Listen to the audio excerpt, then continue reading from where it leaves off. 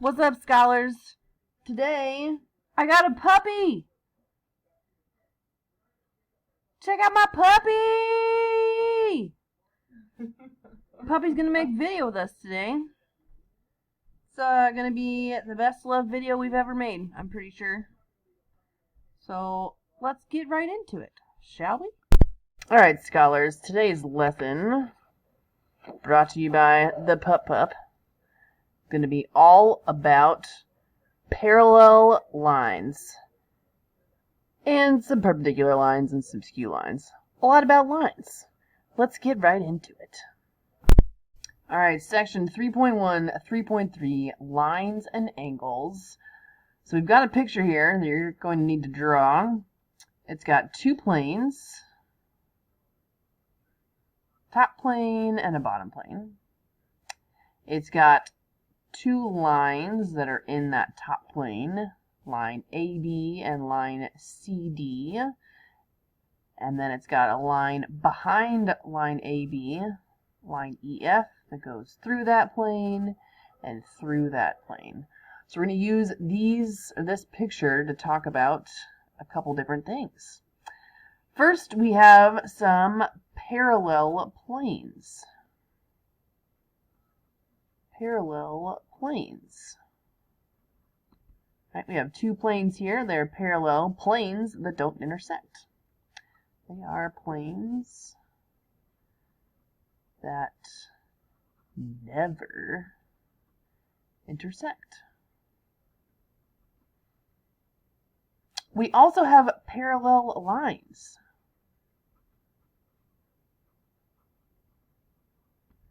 We have parallel lines AB and CD, and I know they're parallel because they have these arrows in the middle of the lines. That means they're parallel. We also see that those parallel lines are in the top plane. That'll always be true of parallel lines. They are always in the same plane together. They are coplanar lines that also never intersect.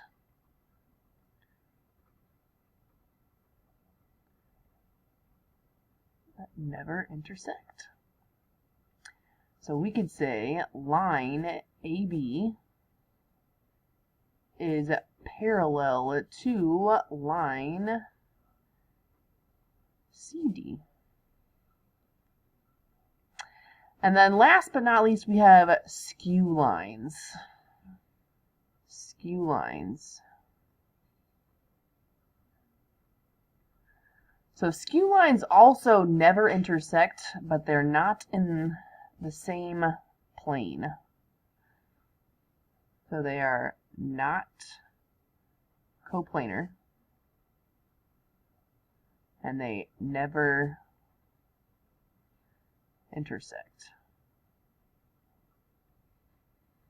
We don't actually use these too often, so there's not even a symbol for skew. We would just say that the lines are skew with the word skew. So they're not coplanar, they're not in the same plane together, but they never intersect. So line AB and line EF are skew lines. I get it that point E is in that plane, but the whole line EF is not in that plane. So we could say line AB is skew to line EF. Great. Okay, so let's talk about those parallel planes and parallel lines and skew lines on this box of tea. So first of all, every flat surface is a plane. So we have lots of parallel planes here, namely the top and the bottom. Those are parallel planes. Or these two sides are parallel planes, just like the front and the back would be parallel planes. Right? They're planes that never touch each other. Now I've got some colored lines on some of the corners here. So we've got a red line on that corner, which is supposed to be like a line. A purple color here for that line. We've got a green color here. We've got an orange color here and a blue color here. So we can talk about some parallel and skew lines that are on this box. If we look just at the front, we see the purple line and the red line are parallel. They're on the same plane. They're coplanar, and they never cross. See if I can tilt this up a little bit. Yep. We've got the blue line and the orange line are parallel lines. They're on the same plane. They're coplanar, and they never cross. Okay. Now skew lines here. They never cross, but they're not on the same plane. So, for example, the purple line and the orange line over here, they never cross, and they're not in the same plane. Similarly, the blue line and the red line, they're never going to cross, and they're not in the same plane, so those are skew. Easy-ish way to think about skew lines. They go in two totally different directions. So this purple line, that's an up and down line, right? And this orange line over here, that's a horizontal line. So purple line is vertical, orange line is horizontal. They never cross, and they're not in the same plane. Okay, let's draw a picture of a box and see if we can find some parallel planes, parallel lines, and skew lines in that picture. So now we've got a picture of a box. I colored some of the lines the same colors I used on the T box. So let's see, first can we find some parallel planes?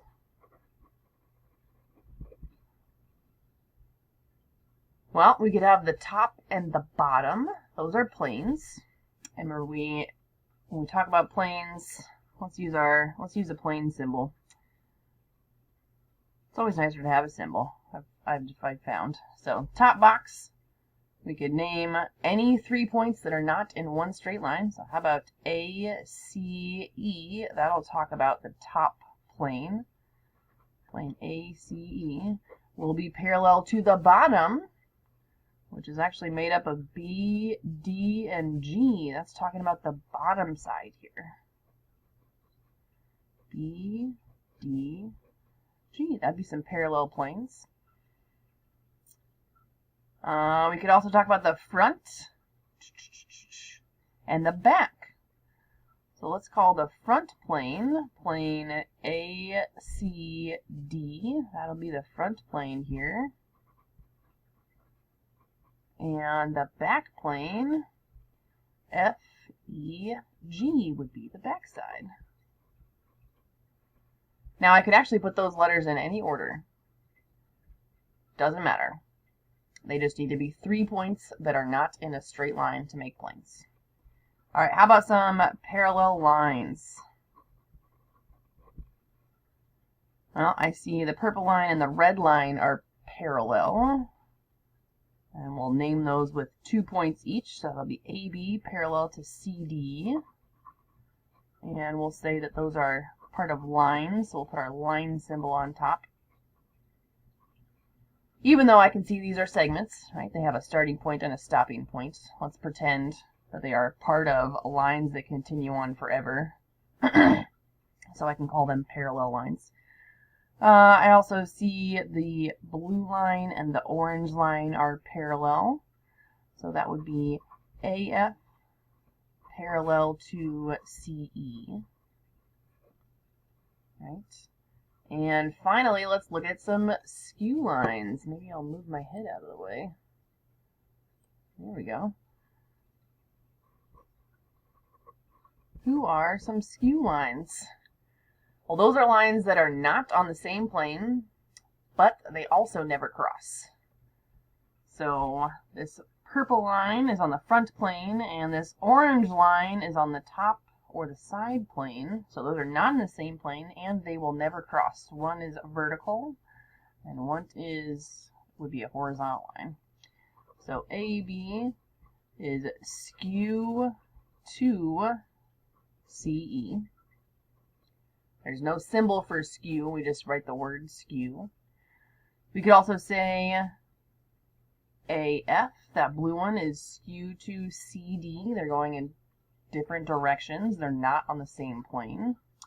So AF would be skew to CD. Skew to CD. Very good. Okay. The next thing I want to talk about are transversal angle pairs. So first, let's draw two lines that are not parallel to each other.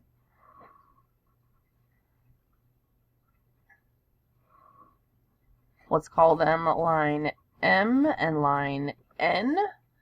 Remember, we can name lines with one cursive letter. That's another way we can name lines.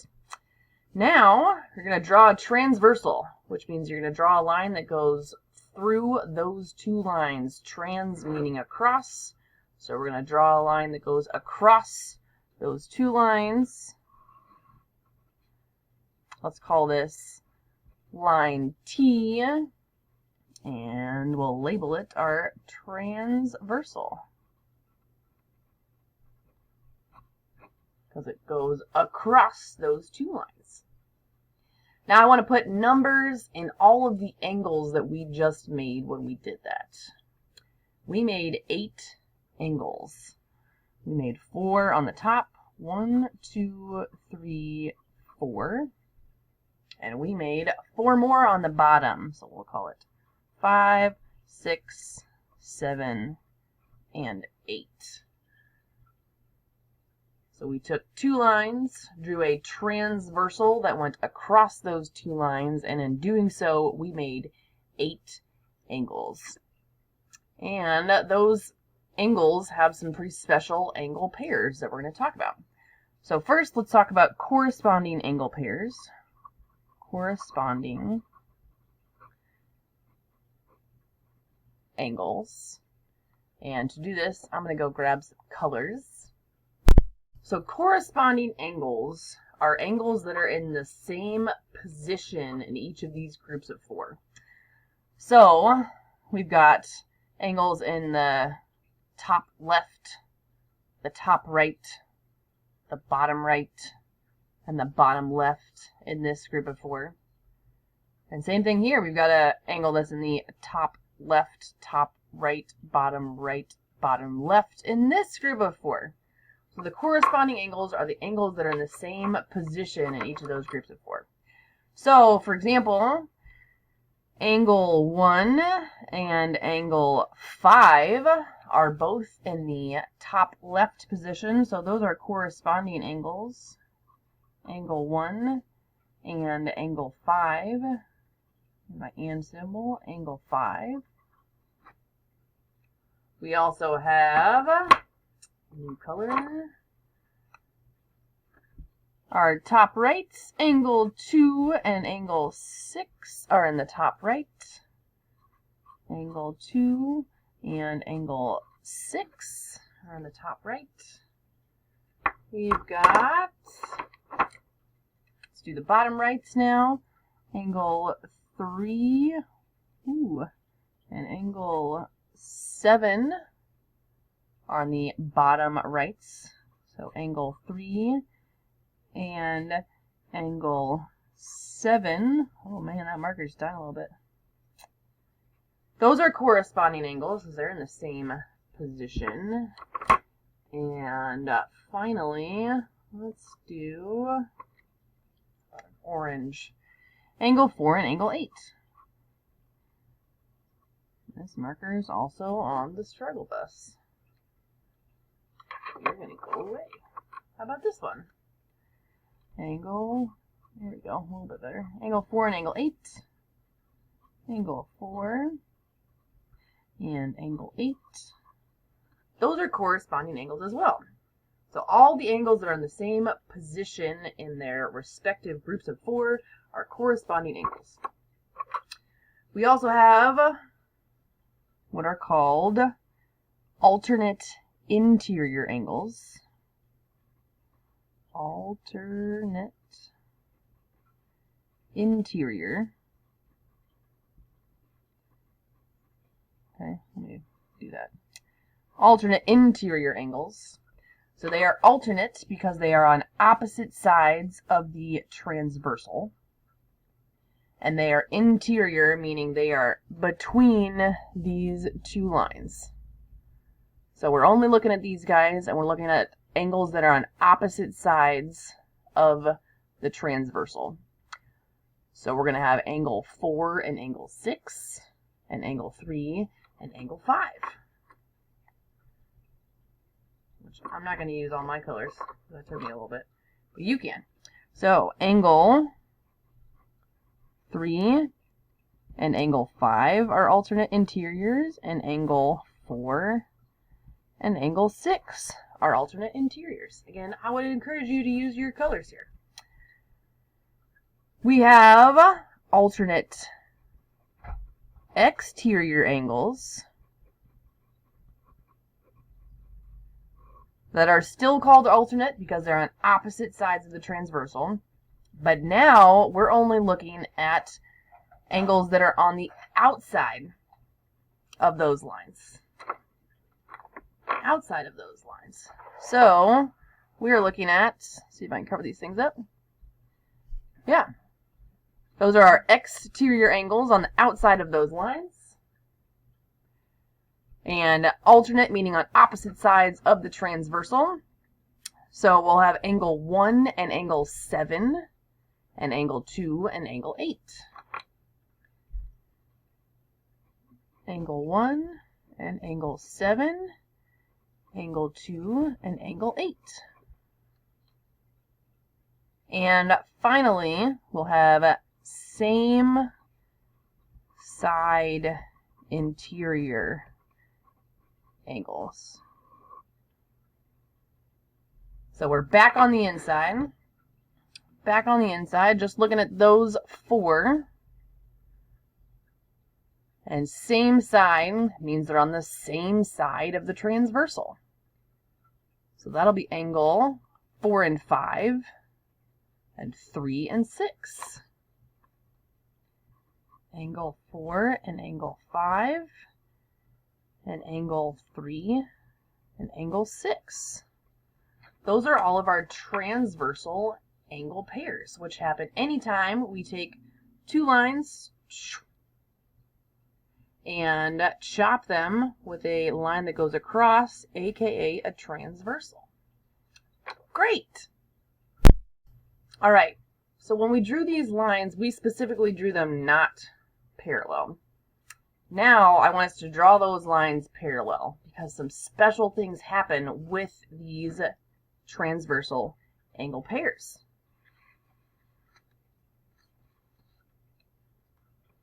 So now let's draw some parallel lines and chop them with a transversal. We know they're parallel if they have those arrows here. Okay, so if our lines are parallel, then our corresponding angles will be congruent. That's our corresponding angles postulate. Corresponding, I'm going to abbreviate, angles postulate. It's going to say if the lines are parallel, then the corresponding angles are congruent. Let's make this line M and line N again. And let's use our angle 1 and angle 5 as an example of corresponding angles. If the lines are parallel, then the corresponding angles are congruent. So angle 1 will be congruent to angle 5. Angle 2 will be congruent to 6, 3 to 7, and 4 to 8. So something's going to happen with all of these relationships. So let's draw some more parallel lines. We know they're parallel because they have those arrows. Call that M and N. The alternate interior angles postulate. It's going to say very similarly, if the lines are parallel, then the alternate interior angles are also going to be congruent. So let's use angle 3 and angle 5 as an example. Again, if those lines are parallel, then the alternate interior angles are congruent. So angle 3 and angle 5 will be congruent. Angle 4 and angle 6 will also be congruent. Now our alternate exterior angles postulate. Starting to run out of space here. Let's do some lines over here. Get my arrows showing that they are parallel to each other. M and N. Our alternate exterior angles postulate. So let's use angle, how about 2 and 8. If our lines are parallel, the alternate exterior angles are also going to be congruent. If M is parallel to N, then the alternate exterior angles are also congruent. So 2 will be congruent to 8, and 1 will be congruent to 7. So far, we have, if these lines are parallel, and they're cut by a transversal, a line going through those parallel lines, our corresponding angles are congruent, our alternate interior angles are congruent, and our alternate exterior angles are congruent. The only one that's going to be different is the same side interior angles. When we have parallel lines cut by a transversal, the same side interior angles are supplementary. So let's write that on the next page because I ran out of space. You might still have some space. We've got our picture here of parallel lines M and N and a transversal going through those two lines. We've got our same side interior angles. I'm using the example angle 4 and angle 5. I'm not going to put arcs on them because they're not congruent to each other. They're supplementary.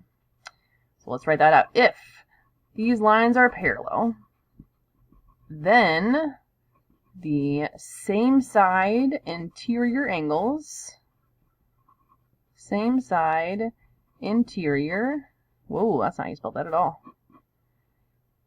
Let me scoot that over. Interior angles are supplementary.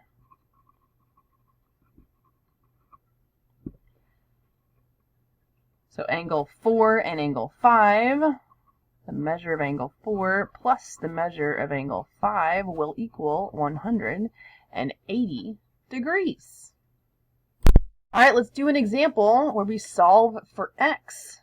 So I purposefully changed the orientation in this picture to put the parallel lines going vertically, because previously all of our pictures looked like this, right? But they could look like this. We should mix it up a little bit. We're going to solve this for x. So there's a couple ways we could do this. What do we know? What other angles do we know? Well, we've known these angles across from each other are congruent because they're vertical angles. We've known that for a long time. That's not even new, right? That's 72 degrees. we also know that this angle here and this angle here are in the same spot, right? That's in the top left of this group of 4. That is the top left of this group of 4. So those are corresponding angles. So this is also 72 degrees. Now we have 2 more options. We have some same side interior angles that are supplementary. Or we have a linear pair of angles that are also supplementary. So either way, with our same side interior angles or our linear pair of angles, these two add up to 180. 72 plus x plus 8 equals 180. And then we solve. Some quick little algebra. We combine our like terms. 72 plus 8 is 80. Then we subtracted 80 on both sides. We got x equals 100. All right, let's do another example. Okay, this time we're going to solve for both x and y. So we've got these 2 angles that are next to each other making a straight line, which means they are a linear pair, which means they add up to 180. So we have this equation, x plus 109 equals 180. Right, we have a linear pair. These 2 angles together make a straight line, add to 180. So we subtract 109 on both sides and get x equals 81. Is that right? No, 71. X equals 71. And then we also have opposite exterior angles. And since these lines are parallel, those opposite exterior angles are congruent, meaning their measures are equal. So 109 equals 2y plus 7. And we could subtract 7 on both sides and get 102 equals 2y, divide by 2, and get 51 equals y. So we used our linear pair to solve for x and alternate exterior angles to solve for y. You guys are doing so great. Let's do one more. All right, in this last example, we're going to solve for x and y again. We have 2 parallel lines cut with a transversal. We have 84 degrees here, 3y plus 6 degrees, and 7 times x minus 19 degrees here. So what kind of angle pair relationships do we have? These are a linear pair. They're going to add to 180, but I don't know x or y yet, so I don't want to start there. Oh, I see some alternate exterior angles again. That means these are equal to each other. That means 84 equals 7 times x minus 19. So we can divide both sides by 7, divide by 7, and get 12 equals x minus 19, and add 19 to both sides, and get x equals 31. Awesome. Now that we know that x equals 31, we can plug that in here. And we'll have 7 times 31 minus 19, which is going to be what? 7 times 12, which is going to be 84, which is good, because we said those were equal to each other. So that turns out they're equal to each other. We solved it correctly. And then we know these are a linear pair. They're going to add up to 180 degrees. So let's just take that 84 right here, plus 3y plus 6, set it equal to 180. Combine our like terms. 84 plus 6 is 90. So we have 3y plus 90 equals 180. Subtract 90 on both sides and get 3y equals 90. Divide by 3 on both sides, and y is going to equal 30. Awesome. Okay, very good. We used our alternate exterior angles to solve for x. And we used our linear pair to solve for y. All right, scholars, that's it. Keep on that hustle. Come hang out with me in office hours. Well, you can see my new puppy. And I love you. I'll see you next time.